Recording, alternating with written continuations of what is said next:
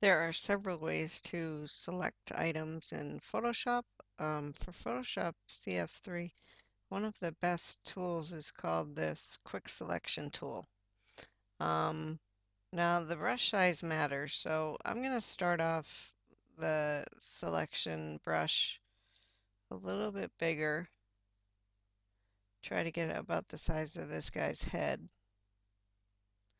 Okay, now watch as I use it. If I click, it automatically selects to the edge of an item. So it selected its shirt because it could see that the purple was an edge.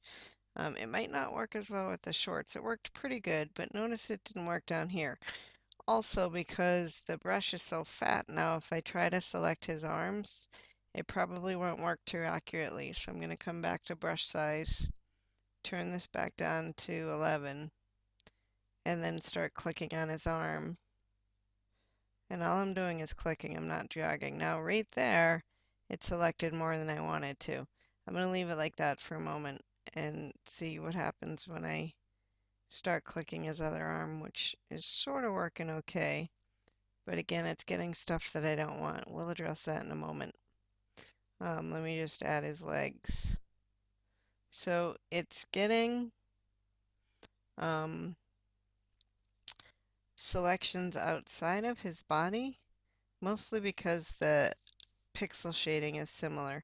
I actually want his shadow, so I'm going to click the small parts of his shadow.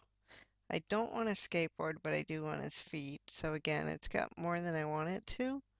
Um, but now I'm going to show you how you can take it away. So clicking adds to the selection. If I hold down the Alt key, the icon turns to a minus sign inside, and I can start getting rid of some of these pieces I don't want. And again, it snaps to edges that it finds. So it's pretty easy, and this whole time I'm just holding down the Alt key um, for the subtract selection. So now I have his body pretty well, except a little bit of his feet. Now I have the bottom of his shoe a little bit, and I don't have this inner part of his shadow. Oh, I do. What I need to do is deselect between his legs, which deselected his leg. So I reselected his leg. Now I want to deselect this part, so I hold down the Alt. And the only thing it doesn't have now is that little arm. I'm not sure if I'm going to be able to do that with this tool. I'll just keep doing little pieces. So it has his arm a little bit. Okay, so it has the shadow of his arm and a little bit more, but I'm going to go ahead and copy what I have. And then I'm going to paste. And it almost looks like nothing happens, but if you look over here, he's on a new layer.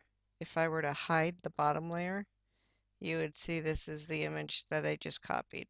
Okay, I'm going to turn the background back on, and then I'm going to come over here to the Move tool, and I'm going to move that version of him over to the right. Now you can see it's not perfect. It was pretty good, but there's a little bit extra of his shoe, and there's a little bit extra of his arm.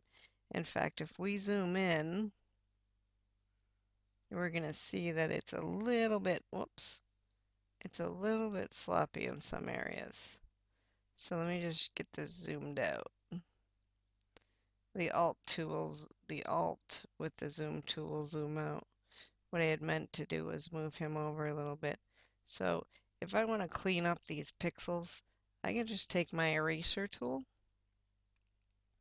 I want to keep in mind the brush size. I might need to turn that down a little because it's kind of at the pixel level where I'll be erasing.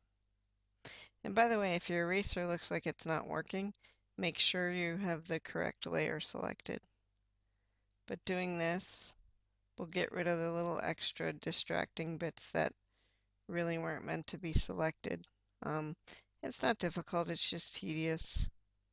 And you'll have the time to do it. So go ahead and do it. I'm going to zoom all the way out so you can kind of see the progress I've made. And so that's using the quick selection tool. I think it's one of the best options here in CS3 for selecting.